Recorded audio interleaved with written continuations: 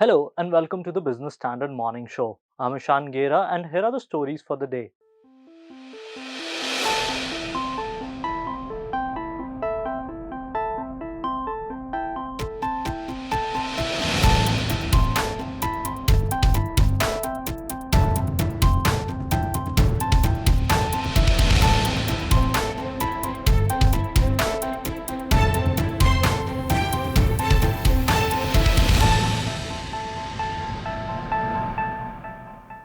This is GE Vernova, helping generate and move the energy that will change the world.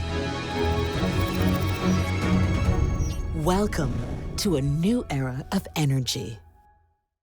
We have to think of the worst and do our best. Reserve Bank of India Governor Shaktikanta Das said this in September while asking banks to raise capital. Das underscored that such a step was needed to fund the demand for loans, which has been growing at a steady clip. And today, Governor Das is holding a meeting with the chiefs of public sector banks and select private lenders, gauging the sustainability of robust credit growth seen by the sector and examining the slow growth in deposits will be on the agenda. Against this backdrop, let us understand why deposit growth has become a cause for concern.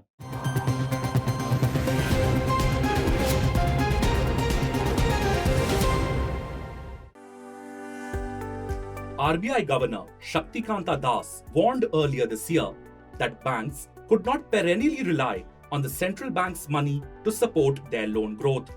Instead, he called on lenders to mobilize their own funds and resources. The governor's concerns were backed up by a recent State Bank of India research report that said that credit or loan demand was at decadal highs and liquidity remained significantly downsized. The report highlighted that against this backdrop, banks were not adequately pricing in credit risk. Latest RBI data showed that as on the 21st of October, bank credit growth was almost at 18% year on year, while deposit growth lagged far behind at a shade below 10%. Deposits are not the only source from which banks can give loans. There are capital and reserves, along with borrowings from the market that can support loan growth. Still, banking expert Tamal Bandyopadhyay warns that banks will soon find maintaining the current credit growth challenging unless they are able to mobilize more deposits, which are the mainstay of banking in India. The pressure on banks to mobilize funds comes amid a significant change in the landscape of liquidity in the banking system. When the COVID crisis engulfed India in March 2020, the RBI accelerated the pace of its liquidity infusions in the banking system in order to foster confidence in the functioning of financial markets. The central bank pumped in huge amounts of liquidity through its program of government bond purchases as well as targeted long-term repo operations. However, with the RBI having firmly trained its sights on bringing down elevated inflation since April 2022, the liquidity surplus has shrunk significantly. From around 7 to 8 trillion rupees in April, the surplus, as measured by the RBI's liquidity absorptions, narrowed down to around 1.3 trillion rupees in October. The central bank's steps to prevent excessive volatility in the rupee's exchange rate have also contributed to liquidity being drained out of the banking system. The RBI has been shielding the rupee from too much turbulence through sales of US dollars from its reserves. Wednesday's meeting with bankers to discuss the situation on deposit growth comes after public exhortations by the RBI for banks to raise deposit rates and garner funds. Following the monetary policy statement in August, the RBI governor had called on banks to mobilize their own resources to fund credit growth. Das reiterated in September that banks must raise more capital in order to sustain the booming loan growth. Banks have been much slower in passing on the RBI's rate hikes to deposit rates than to the lending rates that they charge. While this has ensured stellar growth in profits in the first quarter, the pressure is building on banks to now increase deposit rates and attract funds in a highly competitive environment. We're talking of the busy season beginning. And during the busy season, typically there is an increase in growth in credit. And if this happens, we need to have enough deposit growth to back it up. So the fact that the incremental deposits are lower than the incremental credit would be something which would be a concern for the Reserve Bank of India. By mid-October, banks gradually began raising deposit rates after what one report described as months of reluctance.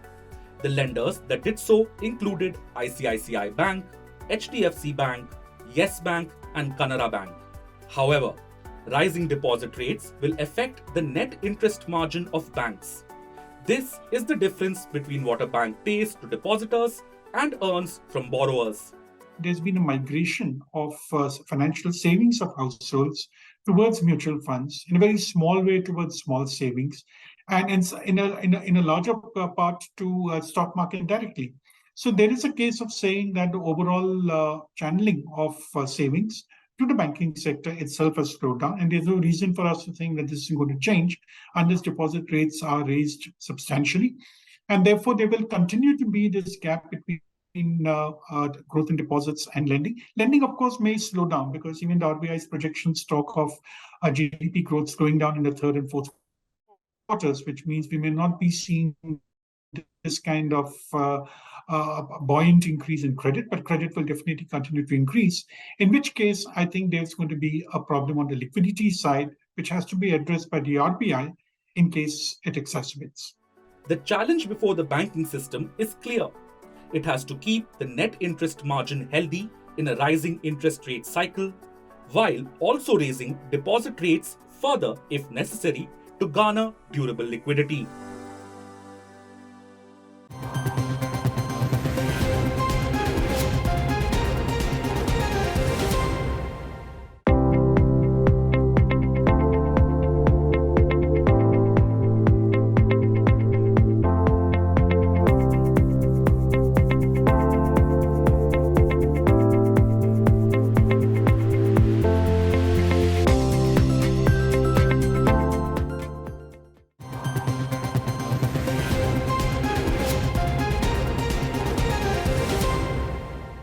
Just like the lenders, the technology sector too is weighing its options. After Twitter and Meta platforms, tech giant Amazon is planning to lay off a big chunk of its workforce. Reports claim that it would fire close to 10,000 employees, the largest job cut in its history. Meanwhile, bloodbath in startups has been on for a while now as funding taps run dry. So what all led to this situation? And what is the road ahead? Our next report offers an insight.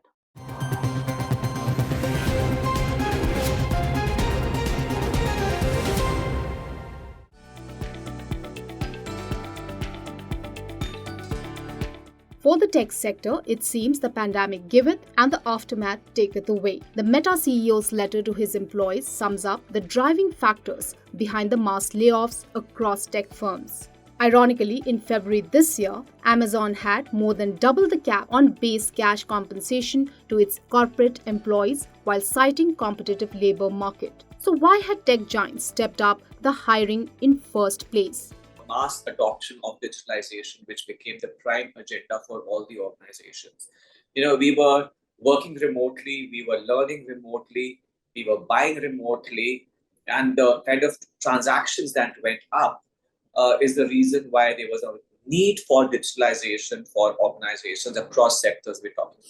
As a matter of fact, that led to the spike in hiring and identifying people with those digital skills. And as I said, while the demand kind of increased, we also saw that the skill gap, which already existed, kind of also widened. But all that changed as rising inflation, increasing interest rates, and an unforgiving stock market made companies look for efficiency. It is not just Meta that is looking at becoming capital efficient. Earlier this month, Elon Musk-led Twitter fired 90% of its staff in India. Alphabet, the parent company of Google, and Microsoft have already sent messages that focus will be on increasing productivity. Microsoft, during the company's Q1 results, also said that headcount addition from Q1 to Q2 would be minimal. Gaurav Vasu, founder and CEO of Unearth Insight, says the layoffs are part of a course correction and should not be called a bust for the IT and tech sector jobs. The layoffs are not in tune with the kind of growth that happened. So it's not fair to say that it's a bust as of now. So it's a combination of internal factors of improving profitability, optimizing the internal bench, right sizing, and not overhiring in a global recessionary scenario where they may have to get into a situation of right sizing like the global product firms are doing. That's what's happening in India. Even globally, you might see Microsoft, Amazon, or many of the others, putting freeze on hiring. That's a combination of demand pressure that's coming in for their products and services, and also the right sizing activities that they're running. So it's only a smaller amount of the headcount which is affected, not the entire ecosystem at large. Sumit Kumar, the Chief Business Officer at TeamLease, agrees. He believes the layoffs and hiring freeze are symptomatic of a rationalization of demand for talent. So I would not say that, today the need for digitalization has become has slowed down. I would say that the pace is now kind of rationalized with the demand that exists in them. And I would not say it's just a remodeling the business. It's also that's the reason how even the investments are getting more, aligned to it. What about the startup segment though? Will it be correct to claim that the recession fears plaguing Western markets, as well as the need for becoming capital efficient that drives the hire and fire situation in major tech giants, is also evident among startups? Vasu believes the correlation is much more complex. So it's not really the layoffs that are going to aggravate because the two don't have a direct correlation as such. Yes, there is an indirect correlation when you look at, or there is a sort of a direct correlation if you look at enterprise products, right? So as Facebook of the world or Twitters of the world or public listed companies, if they start getting into a consumer crunch and they start having an impact on their profitability, their ability to buy B2B products, which the Indian startups are selling, right? That also gets a bit impacted, right? That's where the SaaS and the enterprise startup ecosystem also gets crippled by these global demand challenges. So the factors are very simple. The factors are the credit crunch, the rise in interest rates, the valuations being at all-time high, and that needed a correction because the exits were not supporting the valuation. And I think the third challenge, if you look at where the VCs are being a bit cautious, is the fact that next 2 years are looking a little challenging. Now, when the next 2 years are looking challenging, startups' ability to sell their products and services, especially the B2B to enterprises, both public and private enterprises in India or the West, that does get impacted. Ultimately, as the IT sector looks to course correct and switches to a cautionary strategy for the next few quarters, job seekers also need to optimize and strategize, explains Kumar. Even the other individual needs to be little wary or conscious of the organization that they're joining, that what's the kind of investment an organization is making to upgrade them or constantly in their talent development. And I think everybody needs to keep investing in themselves so that they remain relevant for that job roles. Experts do not believe the tech and IT sectors paint as bleak a picture as the recent mass layoffs and hiring freeze. Instead, the complex weave of factors governing such decisions for the tech majors as well as startups point towards an evolving job market. While the dominant mood might be that of caution this quarter, market experts suggest it's only temporary and will rebound.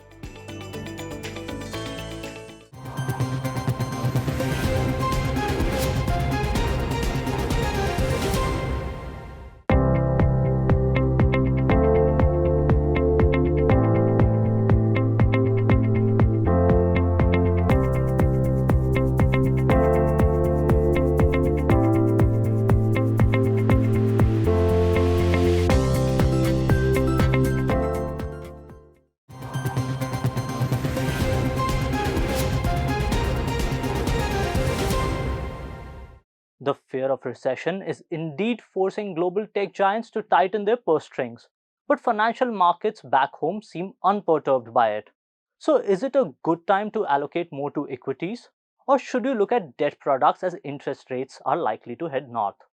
What does S. Naren, Executive Director and Chief Investment Officer at ICICI Prudential AMC, think of these developments? Puneet Wadhwa caught up with him to understand his investment mantra.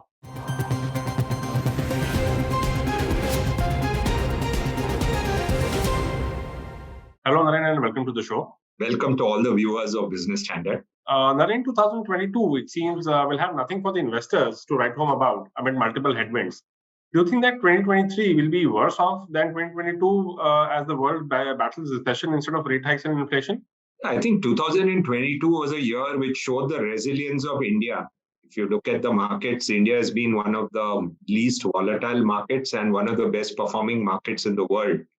This is because of the wonderful macro handling in 2020 by India, where we used the current account surplus to buy dollars and actually handle the entire macroeconomic situation very well. Having said that, at this point of time, India is one of the costliest markets in the world in equity, and that makes it a very different backdrop for the next 1 year. We think this results in a situation where debt is an attractive asset class, asset allocation is the way to go, and equities will remain volatile due to the risk of global recession and global growth slowdown at least. India will not have a recession, but India can have also a growth slowdown. And therefore, we are believers in both asset allocation and debt at this point of time and systematic investing in equity. But we are not fearing anything very big negative. I think the risks of a big negative are slowly going down. For the Indian equity markets, do you think that high valuation is the single biggest risk as of now? One, and two, is that a big deterrent for domestic and foreign flows into equity markets in 2023? Yeah, having been in the markets long, somehow high valuations actually get people invested. And we have seen that even last year when so many stocks with no earnings got traction in both US and in other places in the world. So while high valuations are supposed to be a deterrent, there are so many countries in the world today where valuations are very low, but investors are not willing to invest in. So it's very interesting, which we have seen across that, when valuations drop very low, people actually run away from those markets. And that's the reason valuations are low. And that's why I believe that we have always believed in ICICI of a counter-cyclical approach because valuations don't seem to deter people at the top and do not bring people at the bottom. And that's why valuations are low in certain markets.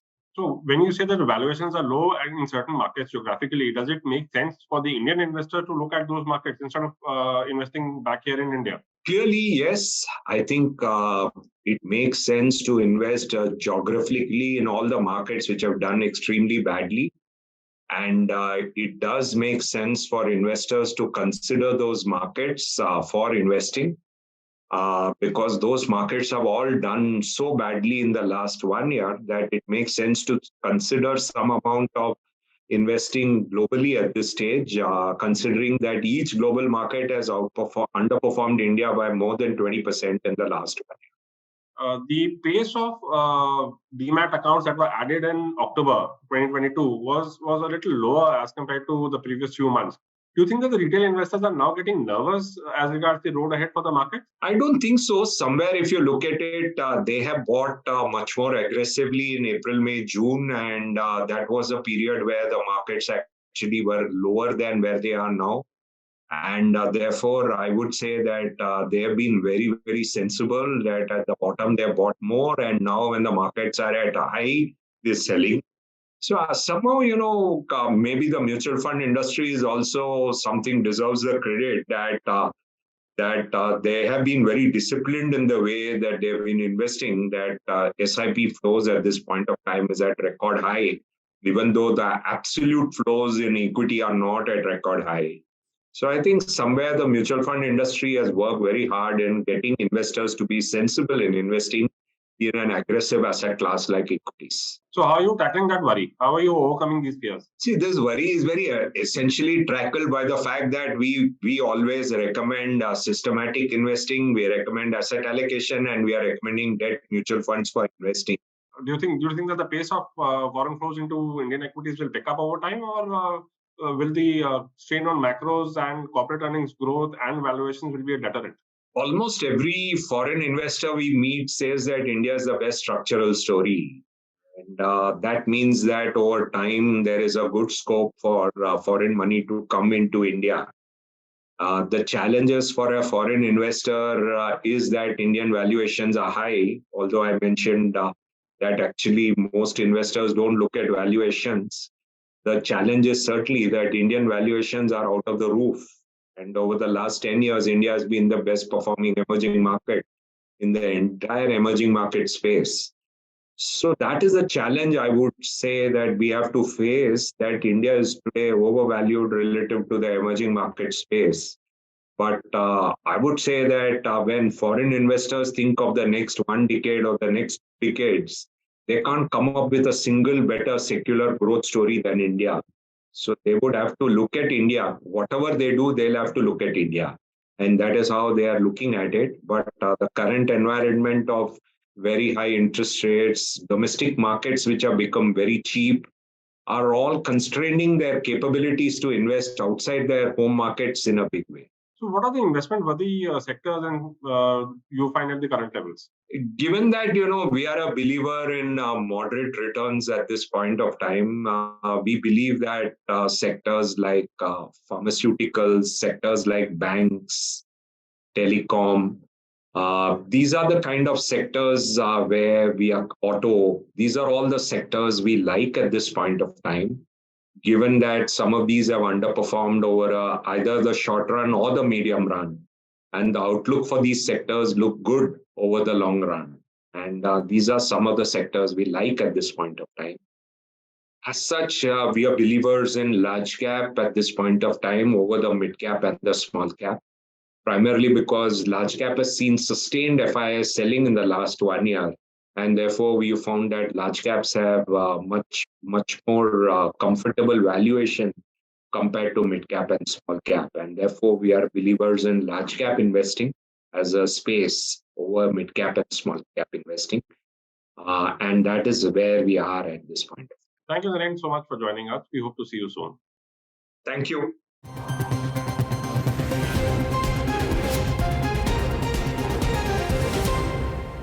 Stocks of two companies plummeted on Wall Street recently, and the firms lost billions of dollars in market capitalization. The reason was Twitter's move to sell its coveted blue check badge for $8 a month. Aerospace company Lockheed Martin and pharma giant Eli Lilly and Company fell prey to impersonators. But what exactly is a blue tick and how did it come into being? Let us find out.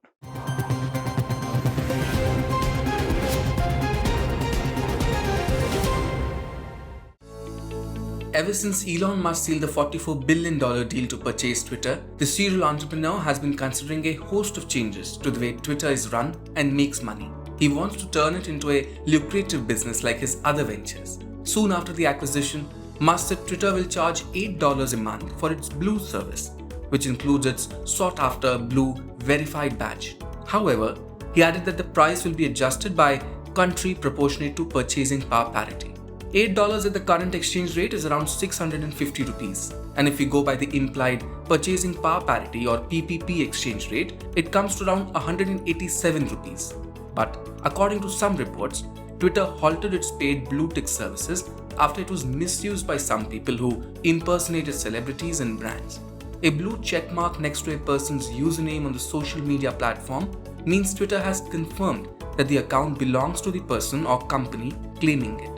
These blue ticks offer credibility to the users, mitigating trolling, fake news, disinformation, and spam, while also becoming a social media status symbol.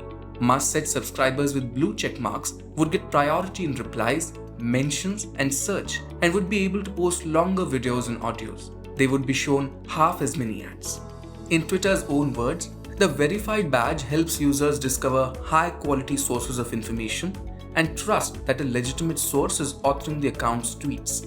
Twitter had introduced the blue tick service after a host of complaints from celebrities and other influential people on impersonation somewhere in 2009. Since then, the process has evolved highly and has remained free.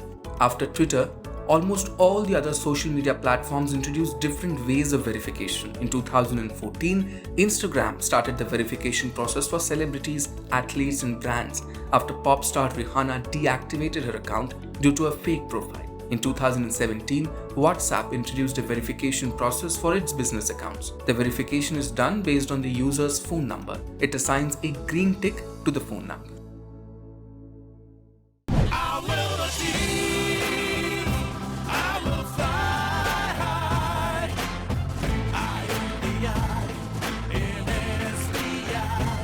Backed by the nation's trusted bank, SBI, the banker to every Indian. While replying to a tweet, Musk said that Twitter Blue will probably be back by the end of next week. That's all for today. For more news and analysis, please log on to business-standard.com. We'll be back tomorrow with news and analysis. Thank you for watching. If you like this video, share it and subscribe to Business Standard. For more news, views and insights, log on to www.business-standard.com. Do also follow us on YouTube, Twitter, Facebook, Instagram, Telegram and LinkedIn.